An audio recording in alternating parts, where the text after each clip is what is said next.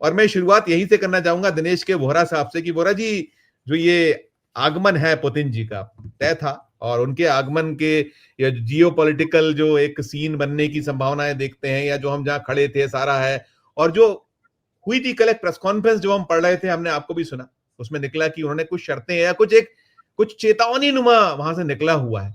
तो ये जो यात्रा है पूरी की पूरी, ये इसको कैसे देख सकते हैं, कैसे ले सकते हैं, जो हम अंतर्राष्ट्रीय स्तर पर जहां खड़े हुए हैं उसमें रास्ता कुछ निकलने की संभावना है, कुछ उलझने बढ़ेंगी, क्या देखते हैं, क्या बातें? शुरुआती नोट आपसे शुरू करूंगा, दिनेश के वोहरा साहब। जी नमस्कार आप सबको। धन्यवाद संजीव जी, आपने इनवाइट किया।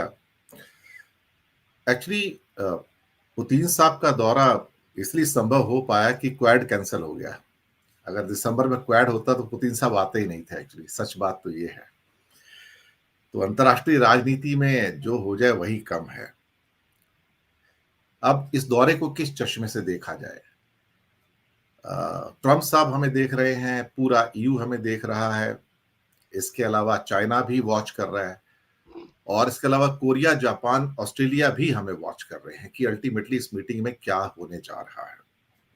लेकिन इसका पहला चश्मा हम लेके आते हैं पुतिन के राइट हैंड दमित्री पेस्कोव को लेके आते हैं। दमित्री पेस्कोव की जो अभी प्रेस कॉन्फ्रेंस हुई 2 दिन पहले, जो शब्द उसमें उन्होंने कहे उसने मुझे चौंका दिया। ये पहली बार मैंने देखा कि कई सालों में भारत के लिए जो शब्द इस्तेमाल किए गए हैं वो इन एक्चुअलिटी, कुछ लोग कहेंगे ये एडवाइस है, लेकिन मुझे तो एक चेतावनी और धमकी के तौर पर नजर आए वो। साथ में उषा को भी रहेंगे, जो कि ऑलमोस्ट नंबर 2 की पोजीशन पे इस टाइम, खास तौर से पुतिन के साथ में, और हमेशा उनके राइट हैंड के रूप में वहां पर रहते हैं। लेकिन दमित्री पेस्कोव जो कहते हैं उसे पुतिन की आवाज भी माना जाता है और क्रेमलिन की आवाज भी माना जाता है। बहुत लोगों को पता है, हमारे दर्शकों को पता है कि मॉस्को और सो कॉल्ड बीजिंग के बीच में एक समझौता है, और समझौते का नाम है नो लिमिट एग्रीमेंट। उसका नाम ही यही है, नो लिमिट एग्रीमेंट। अब ये नो लिमिट एग्रीमेंट जो है, मतलब अगर किसी दूसरे देश को मेरी जरूरत है तो मैं किसी भी हद को क्रॉस करके मैं आपकी मदद करूंगा। और चीन ने जिस ढंग से रशिया की मदद की है यूक्रेन वॉर में, वो सब जानते हैं, चाहे इलेक्ट्रॉनिक्स के रूप में है, मटेरियल के रूप में है, इक्विपमेंट के रूप में है, जो भी है सब कुछ किया और अभी भी कर रहा है वो। दमित्री पेस्कोव का जो एक पहला जो नाम इसमें पॉइंट था वो ये था कि मुझे समझ में नहीं आया कि क्वेश्चन जब इंडिया के बारे में था, पुतिन के विजिट के बारे में था, तो अचानक चाइना क्यों मेंशन में आ गया बीच में? चाइना को लाने की क्या जरूरत थी? उसको इंडिया के संदर्भ में बात करनी थी।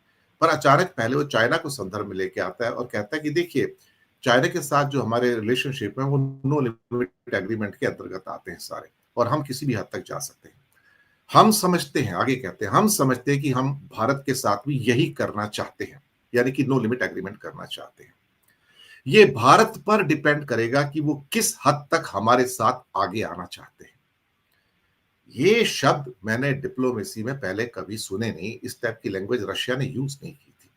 उसका एक बहुत बड़ा कारण निकलता है, जहां पर रूस ने अपनी ओर से भारत को पिछले कुछ महीनों के अंदर S-400, S-500, Su-57 और Su-75 चेकमेट सभी विद टेक्नोलॉजी एंड सोर्स को ट्रांसफर ऑफर किए।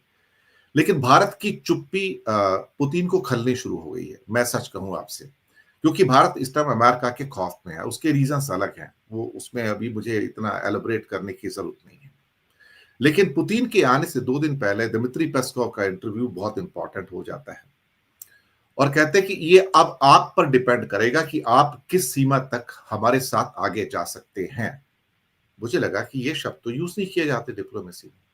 फिर कहते हैं चाइना के साथ हमारा उच्च स्तर का जो एक पूरा कोलैबोरेशन है हर चीज में, तो आप देखिए, ये एक किस्म से वार्निंग थी कि अगर आप आते हो तो आओ, नहीं तो हम चले, नहीं तो हम चले, हमारे पास और ऑप्शंस हैं। फिर आगे दिमित्री पेस्कोव ने कहा कि हमने तो बहुत सारी चीजें टेबल पर रखी हैं, बहुत सारी चीजें ऑफर भी की हैं, और हमें आपके जवाब का इंतजार है। मुझे लगा कि ये बात जो हो रही है ना, ये थोड़ी सी खतरनाक है। और एक बात और कही पेस्कोव ने कि भारत जैसे देश को एक तीसरे मुल्क के दबाव में नहीं आना चाहिए। अभी तीसरा मुल्क कौन है? तीसरा मुल्क ट्रंप है, यानी कि अमेरिका है। या वेस्टर्न वर्ल्ड कह सकते हैं। इसका मतलब कि क्रेमलिन ने अपने सारे पत्ते टेबल पर रख दिए हैं। तो उन्होंने कह दिया कि भाई आपको क्या चाहिए।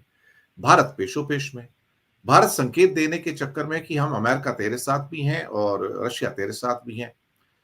लेकिन समस्या इंडिया के साथ ये कि सिर्फ 2 दिन पहले भारत एक सी हॉक रोमियो हेलीकॉप्टर की डील साइन करता है, 8,000 करोड़ की, 24 हेलीकॉप्टर नेवी के लिए खरीदने हैं। ये पुतिन को बताया जा रहा है कि we are tough on our stand और हम अपनी मर्जी से काम करेंगे, तो आप हमारे ऊपर दबाव नहीं डाल सकते। वेस्ट के दबाव किस रूप में निकल के आए? वेस्ट के दबाव निकल के आते हैं भारत के न्यूज़पेपर्स में एक आर्टिकल के रूप में। वो आर्टिकल लिखा गया था ब्रिटिश, जर्मन और फ्रेंच एम्बेसडर्स के द्वारा जॉइंटली। ये भी एक अद्भुत घटना है डिप्लोमेसी के अंदर, जो मैंने कभी नहीं देखी कि 3 देश मिलकर एक आर्टिकल लिखते हैं और भारत के न्यूज़पेपर में उसको छपवाते हैं। और उसके ऊपर सरकार की तो चुप्पी थी, लेकिन खासतौर से मैंने देखा कि कुछ भारत के फॉर्मर डिप्लोमेट्स जो एम्बेसडर भी रह चुके हैं, उन्होंने बड़ी आपत्ति जताई उसके ऊपर कि पुतिन के आने से पहले आप रशिया के ऊपर अटैक कर रहे हैं। अचानक से उसका एक रिप्लाई आता है बर्लिन थिंक टैंक से, और बर्लिन का थिंक टैंक कहता है कि what is objectionable in that article, you tell me. हमारे इंडिया के बारे में एक लाइन भी नहीं लिखी गई है, सारी चीजें रशिया के बारे में लिखी गई हैं। लेकिन भारत के कुछ फॉर्मर डिप्लोमेट्स को लिखता है कि जो मेहमान भारत आने वाले हैं उनके ऊपर ये इस किस्म का आर्टिकल लिख के उन्होंने भारत का अपमान किया है। बर्लिन थिंक टैंक ने कहा कि इसमें अपमान वाली कोई बात नहीं है, आपका चश्मा अलग है, हमारा चश्मा अलग है। ये 2-3 चीजें उसके साथ जो अभी हो रही हैं। अब जो फर्म प्रपोजल है पुतिन के, वो टेबल के ऊपर है, उसमें S-400 है। S-500 भी ऑफर हुआ है इंडिया को, लेकिन S-500 चाइना ने ले लिया है। S-400 ऑलरेडी चाइना के पास है, सबको पता है। अब वो S-500 का भी एग्रीमेंट हो गया है। तो रशिया की नाराजगी इस बात है कि हम उनको कुछ भी हाँ नहीं कर रहे हैं क्योंकि अमेरिका नाराज ना हो जाए। दूसरा, हम उससे ऑयल को कट तो किया है, लेकिन नायरा एनर्जी अभी भी डार्क फ्लीट के द्वारा रशिया से तेल ले रहा है। मैं आपको बताऊं, रिलायंस ने बंद किया, इंडियन ऑयल ने बंद किया, एचपीबीपी ने बंद किया, लेकिन नायरा एनर्जी ले रहा है, वो डार्क फ्लीट के थ्रू ले रहा है। मैं आपको बताऊं, उस पे अमेरिका को थोड़ा और अंदर से गुस्सा है। जो मेरी बातचीत कुछ खास लोगों से हुई है, उन्होंने बताया कि America is quite unhappy with India still buying some part of the oil from Russia through dark fleet. ये अपने आप में मुझे लगता है कि बहुत अनहोनी चीज है, और इससे डर ये है कि अमेरिका की जो सैंक्शंस हैं कहीं रोजनेफ्ट और लुकोइल से निकल के कि भारत की ऑयल कंपनीज पे ना आए, जो भारत के लिए परेशानी का सबब बनेंगे। अब सवाल ही पैदा होता है कि इंडिया इसमें अब क्या कर सकता है, इस पुतिन के इस मामले में क्या ऑफर कर सकता है। इसमें थोड़ी सी एक स्ट्रेंज डिप्लोमेटिकली बात यह कि वो राष्ट्रपति हैं, उनको एक रेड कारपेट वेलकम के साथ एक प्रेसिडेंशियल डिनर देना चाहिए था भारत के अंदर, लेकिन इनको एक प्राइम मिनिस्टर प्राइवेट डिनर दे रहे हैं यहाँ पर। ये मुझे भी थोड़ा सा हैरान हुआ कि भाई अल्टीमेटली एक प्रोटोकॉल होता है, तो इस प्रोटोकॉल के अंदर राष्ट्रपति जी का होना जरूरी है, द्रौपदी मुर्मू जी का होना जरूरी है, और अच्छा होता अगर पूरा एक स्टेट डिनर होता था जहां पे कुछ थोड़े बहुत लिमिटेड मेहमान आते थे, लेकिन ये प्राइम मिनिस्टर का प्राइवेट डिनर होगा। अब चीजें बहुत सारी हैं। ऑयल जो इंपोर्ट है, जो रुका है, उससे इस समय पहली बार रशिया कुछ परेशान सा नजर आया है। उसके रिसोर्सेज बंद हो गए हैं, वो वॉर कैसे लड़ेगा? अच्छा खासा पैसा उसके पास इंडिया से आ रहा था। अब सवाल ये पैदा होता है कि क्या भारत ये बैलेंस कर पाएगा? मुझे लगता है कि इंडिया के लिए सबसे बड़ी जो चुनौती है कि वो संतुलन कैसे बिठाए अमेरिका के बीच में, वेस्ट के बीच में, और खासतौर से रशिया के बीच में। 2 चीजें हैं, इंडिया की ट्रेड डील नहीं हो रही है, वो फंसी पड़ी है। इंडिया नहीं चाहता कि कुछ भी ऐसा हो जिसके कारण उसकी ट्रेड डील पूरी की पूरी तरह से स्टक हो जाए, और भारत में जो इकोनॉमी का हाल है वो कई मुद्दों के अंदर हमने देखा है, चाहे वो ट्रेड डेफिसिट के रूप में हो, एक्सपोर्ट्स डाउन हो, जीएसटी डाउन है, इनकम टैक्स के कलेक्शंस डाउन है, इसके अलावा आपका स्टॉक मार्केट भी अब डाउन हो रहा है। हमारा रुपया तो वैसे ही डाउन है, सबको पता है, उसको बोलने की जरूरत नहीं है। तो प्रेशर्स काफी हैं, तो मुद्दे बहुत सारे हैं। तो 8.2 जीडीपी ग्रोथ एक सिर्फ आईना है और कुछ नहीं है। अपनी शक्ल आप देख सकते हो, लेकिन खूबसूरत नजर आएगी, लेकिन जो उसके पीछे के सारे तथ्य हैं वो हमें कमजोर करने वाले हैं। अब इसके ऊपर नजर जो यूरोप की है, यूरोप की नाराजगी बहुत बड़ी है, मैं आपको पहले बता दूं।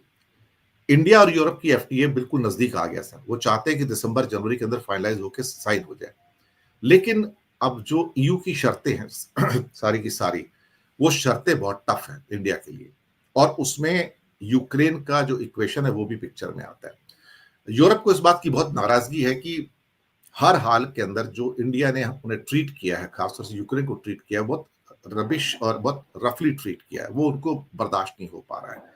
हालांकि ईयू भी कोई दूध का धुला तो है नहीं, तो वो नेटो कंट्री भी सारे तेल तो अभी भी ले रहे हैं, सब कुछ कर रहे हैं।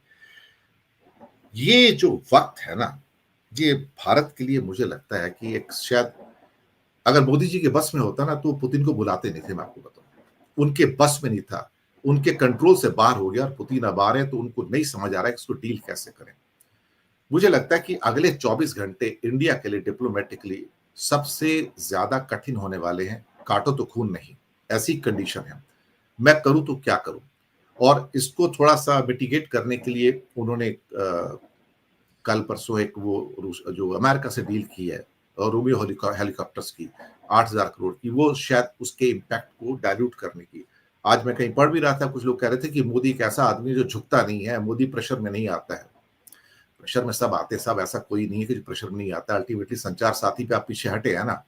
और उसके अंदर की स्टोरी तो मुझे पता लगी गई है सारी की सारी, सबको पता है अब तो, कि how Apple has threaten India actually, कि भाई मेरी कंपनी $4 ट्रिलियन की है, तुम ज्यादा जोर डालोगे तो मैं इंडिया छोड़ के चला जाऊंगा। और जो मैसेज जाएगा उसके साथ पूरी दुनिया में बड़ा क्लियर होगा कि India is a hostile place for the industry, so please don't come and invest here actually. That is the message which is going out of India actually. तो ये जो हॉस्टिलिटी है ना, ये इंडिया के लिए खतरनाक है। अब यहाँ पर ट्रंप चूंकि पुतिन के दोस्त हैं, पक्के दोस्त हैं, इसमें कोई शक वाली बात नहीं है, लेकिन वो दोस्ती सिर्फ खाने पीने तक, टेबल तक है, इसके आगे नहीं। जहां तक सैंक्शंस की बात है, फिर ट्रंप प्रोफेशनल बन जाते हैं, और पुतिन भी प्रोफेशनल है, वो भी छोड़ने वाले नहीं है। देखिए, यूक्रेन डील होती है नहीं होती है, वो उनका आपसी मामला है, लेकिन हम क्या बीच में स्टक हो रहे हैं? क्या हमारी हाल क्या त्रिशंकु जैसे हो रहे हैं?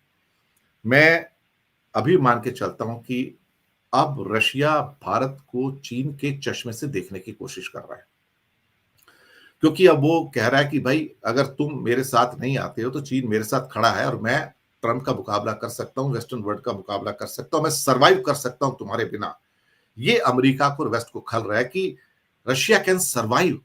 और चीन जो है, वो जो दुनिया की फैक्ट्री है, वो दरअसल ये चैलेंज कर रहे हैं कि अगर तुम्हारे बस की है तो तुम मेरा बायकॉट करके दिखाओ, मुझे सैंक्शन करके दिखाओ, मैं मेरे सामान की मेरा अगर तुम्हारा गुजारा हो तो करके दिखाओ।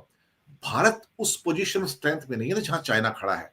तो भारत को अभी भी उस ताकत के अंदाज से अमेरिका और रशिया के बीच में और चाइना के बीच में अपने आप को संतुलित करने की जरूरत होगी। मैंने जैसे फिर कहा पहले, अगले 24 घंटे बहुत क्रूशियल हैं। इन 24 घंटों के अंदर क्या होगा मुझे भी नहीं पता है, लेकिन जो एक दो सूत्रों से मेरी बात हुई विदेश मंत्रालय के अंदर, वो लोग काफी नर्वस हैं इस टाइम। वो नर्वस इसलिए है कि उन्हें भी नहीं पता कि टेबल पे क्या होने जा रहा है। अगर 2-3 डील हो जाएगी कि मैं आपसे 2S-400 और खरीद लूंगा, 3 और खरीद लूंगा, दैट इज इमैटेरियल। ये बिल्कुल यूजलेस है, मैं आपको बताऊं। ऑलरेडी आपकी 3 आ चुकी हैं, 2 आनी बाकी हैं, 3 और ऑर्डर कर दोगे, उससे क्या फर्क पड़ जाएगा? लेकिन असली फर्क तब पड़ेगा जब आप Su-57 पे एग्री करोगे या Su-75 चेकमेट के ऊपर एग्री करोगे, जो दोनों स्टेल्थ फाइटर्स हैं। वहां से सारी प्रॉब्लम निकल के आती है कि आप एक स्टेल्थ फाइटर के ऊपर कैसे एग्री कर रहे हो, आप F-35 रिफ्यूज करते हो, आप यूरोप के फाइटर्स को रिफ्यूज करते हो, तब क्या होगा? और इस बीच में परसों की खबर एक ये भी है कि इंडिया ने राफेल F-4 और F-5 वर्जन को भी ऑलमोस्ट फाइनलाइज करके रखा हुआ, ऑन द टेबल है। तो मुझे लगता है कि अगर इंडिया ने Su-57 को एग्री किया या Su-75 चेकमेट को जो एग्री किया, दोनों में से किसी एक को, यहां से भारत की तकलीफ शुरू होगी, और वो तकलीफ हमारी तेजस तक लेके जाएगी। फिर हमारे तेजस के इंजन नहीं मिल पाएंगे। ऑलरेडी 4-6 इंजन मिले कुल मिला के, 89 शायद मंगाने, 83 मंगाने थे। तो हमारे तो बहुत मुसीबत है उस मामले में। तो दो नाव में पैर तो रखा हुआ है, त्रिशंकु की तरह लटक चुके हैं। मुझे नहीं मालूम क्या होगा, लेकिन मुझे लगता है कि एक शब्द यूज किया जा रहा है CNN के द्वारा, स्प्लिट स्क्रीन डिप्लोमेसी। ये मैंने पहली बार देखा है शब्द को, split screen diplomacy. Modi ji क्या करेंगे, सब दुनिया की नजरें हैं। और आज के जितने भी ब्रिटिश पेपर्स हैं, यूरोपियन पेपर्स हैं, अमेरिकन पेपर्स हैं, उनके मुख्य पृष्ठ पे यही स्टोरी है, मोदी इज मीटिंग पुतिन। और बड़े बड़े उस पर आर्टिकल्स हैं और सब कुछ है, सबके मुख्य पृष्ठ यही कह रहे हैं सर, एक ही स्टोरी है दुनिया की आज की, Putin is coming to India. और शायद यही वो नहीं चाहते थे और यही हो रहा है। ये लिटमस टेस्ट है मोदी का ये लिटमस टेस्ट है इंडिया का कि हम यहाँ से कहाँ जाएंगे। मैं भी 24 घंटे का वेट करूंगा, अगर रात को कुछ होता है और कुछ उसकी फीड आती है तो देखेंगे। फिलहाल अभी के लिए इतना ही है। लेट्स सी व्हाट हैपेंस, जो भी होगा हम नहीं, मैं बिल्कुल बिल्कुल नहीं, मैं एक टिप्पणी आपकी और लेता हूं, मैं अनुमति अरुण जी, राकेश जी और उत्कर जी से लेते हुए। जो निकलता है आप बता रहे हैं कि उलझन ही उलझन है, और हमारे हालात इस वक्त ऐसे हैं कि हम खरबूजा हैं, उधर छुरियां ही छुरियां हम उस पे गिरे या छुरी हम पे गिर जाए, कटने की स्थिति में हम खड़े हुए हैं। तो ऐसे में आप क्या संभावना देखिए क्या होगा, वो तो सबको। और देखिए आपने कहा भी कि प्राइवेट वो जो है उन्होंने डिनर कर दिया है, वो नहीं लोगों को शामिल करते हैं। ऐसे में मोदी जी जो हाइप देते हैं और जो हम देख रहे हैं, देखिए चल रहा है गोदी मीडिया पर तो है बिल्कुल कि क्या हो गया और कैसा हो गया और ऐसा और ये जो जो हाइप क्रिएशन है, तो उस दिशा में क्या आप देख रहे हैं, उस पर एक छोटी सी टिप्पणी और करिए, क्योंकि मुझे पता है आपको कहीं आप बाहर हैं, आपके शहर से बाहर हैं आप, तो आपको जाना भी है। एक टिप्पणी करिएगा, फिर बाकी लोगों से करता हूं। पहले आप दिनेश के बोरा साहब, क्या निकल के आना, मोदी जी क्या हाइप किस तरह क्रिएट करने की कोशिश की जाएगी, भले ही शून्य हो या नहीं हो, कुछ हो, क्या आप संभावित देखते हैं, संभावनाएं क्या देखते हैं? मोदी जी क्या चाहते हैं क्या नहीं चाहते वो एक अलग बात है संजीव भाई। दरअसल मीडिया का काम हाइप क्रिएट करना है, लेकिन ये हाइप मुझे लगता है कि काउंटर प्रोडक्टिव है। अभी इंडिया टुडे का भी हाइप चल रहा है, क्योंकि एक अरुण पुरी की पूरी टीम गई हुई थी वहां पर मॉस्को में। एक इंटरव्यू उन्होंने पुतिन साहब का कंडक्ट किया है, तो जो अभी मेरे ख्याल से शायद थोड़ी देर बाद पूरा का पूरा रिलीज किया जाएगा। उसके कुछ अंश आने शुरू हुए हैं, तो दिखाया जा रहा है कि दुनिया का सबसे बड़ा इंटरव्यू है ये प्राइवेट तौर पर। बड़ा तो है, इसमें तो कोई शक वाली बात नहीं, अगर पुतिन का इंटरव्यू आप ले सकते हैं तो बड़ा इंटरव्यू है। लेकिन मीडिया का हाइप मुझे लगता है शायद अनवांटेड है, जरूरत नहीं थी यहाँ पर। उनको मालूम है कि इसकी सेंसिटिविटी है, और मीडिया इसको ये दिखाना चाहेगा कि देखो हम ट्रंप को जवाब दे सकते हैं, स्ट्रॉन्ग फुटिंग पर आकर वेस्ट को जवाब दे सकते हैं। लेकिन वेस्ट को जवाब देना या ट्रंप को जवाब देना ठीक नहीं है। जयशंकर का भी एक कल का शायद स्पीच है, परसों का है, जहां उन्होंने एक फिर से एक डिप्लोमेटिक लोगों को हर्ट किया है, जहां कहा था कि वेस्टर्न वर्ल्ड को, अमेरिका को और यूरोप को हमारे टैलेंट फ्लो के लिए जो दीवारें खड़ी कर रहे हैं ये उन्हीं को हर्ट करने जा रहा है। वो एक किस्म से उन फाइन वर्ड्स का इस्तेमाल नहीं करते जो डिप्लोमेसी में होते हैं। उनको शायद ओवर द बोर्ड जाके इस किस्म के शब्दों का उपयोग करने की आदत हो गई है। वो समझते हैं कि वो भारत में कोई पॉलिटिकल स्पीच दे रहे हैं, लेकिन शायद इंडिया के वर्स्ट प्राइम विदेश मंत्री में से वो एक हैं। और जयशंकर का क्या रोल होगा इसमें, मुझे तो लगता है जयशंकर तो साइड लाइन है, ले देके अभी बातचीत सारी की सारी मोदी वर्सेस पुतिन है। लेकिन कोई बहुत बड़ा सब्सटेंशियल इसमें से निकलेगा मुझे नहीं लगता, क्योंकि कुछ टेबल पे है नहीं आपके पास। क्योंकि रशिया कुछ खरीदता नहीं हमसे, $5 बिलियन का माल खरीदता है। इंडिया कहता है तू हमसे दवाइयां ले ले, कुछ खेती का सामान ले ले, कुछ इंजीनियरिंग गुड्स ले ले, तू कुछ लेते नहीं। नुकसान तो उनका है जो $63 बिलियन का माल हमको भेजते थे तेल के रूप में। तो वो चाहते हैं कि तेल वापस शुरू हो जाए और हमारी कम से कम इकोनॉमी दोबारा से बैलेंस हो जाए। बाकी इंडिया के पास देने के लायक कुछ है नहीं, और रशिया के पास भी इंडिया को देने लायक कुछ नहीं है। ऑयल को छोड़ दिया जाए, टाइटेनियम है, यूरेनियम है, बाकी तो और कुछ भी नहीं है। मुझे नहीं लगता कि ट्रेड वाइज हम अमेरिका को डंप कर सकते हैं। अमेरिका के साथ जो हमारा ट्रेड है वो काफी बड़ा है। सर्विसेज के अंदर हमारा जो ट्रेड है अमेरिका के साथ, सर्विसेज में एक्सपोर्ट करीब करीब $200 बिलियन का है। $80 बिलियन हमारा गुड्स का है, तो $280 बिलियन के डॉलर हमें वहां से मिलते हैं। रशिया से हमको एक भी डॉलर नहीं मिलता साहब, हमें तो देने पड़ते हैं उनको। और हमें तो पिछले जितनी पेमेंट्स हुई हैं ऑफ रेट ऑयल की, वो सारी युआन के अंदर हुई हैं। जहां इंडिया को चीन को डॉलर देने पड़े, उससे युआन खरीदना पड़ा और फिर वो रशिया को देना पड़ा। तो हमारी हालत तो काफी खराब रही है। लेकिन इंडिया के लिए कोई बहुत बड़ा ट्रेड के अंदर कोई ब्रेक थ्रू आएगा या डिफेंस में ब्रेक थ्रू आएगा, आई डाउट। अगर मोदी हिम्मत करके Su-57 पे साइन कर देते हैं, Su-57 पे या Su-75 चेकमेट के ऊपर, तब तो मैं मानूंगा कि कुछ मोदी ने हिम्मत दिखाई है। अगर एक S-400 लेके आना है, फिर से एक्स्ट्रा 2 पीस और 2 S-500 लाना है, then I think we have lost diplomatically and we are under pressure from Mr. Trump and the Western world कि हम उनको नाराज नहीं करना चाहते। सच बात तो यही है। तो मैं थोड़ा सा अपनी फिंगर्स को क्रॉस करके रखूंगा। मुझे ज्यादा उम्मीद नहीं है कि यहाँ से कुछ निकलेगा। More hype and less in substance sir. जी सर।